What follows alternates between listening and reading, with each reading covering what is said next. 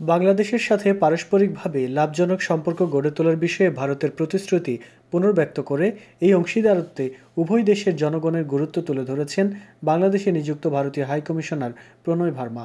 শনিবার সন্ধ্যায় নগরীর একটি হোটেলে ভারতের ৭৬তম প্রজাতন্ত্র দিবস উপলক্ষে আয়োজিত সংবর্ধনা অনুষ্ঠানে তিনি বলেন, ভারত বাংলাদেশের সাথে স্থিতিশীল, ইতিবাচক, গঠনমূলক, দূরদর্শী ও পারস্পরিকভাবে লাভজনক সম্পর্ক চাইবে, যেখানে আমাদের জনগণই হচ্ছে প্রধান অংশীদার।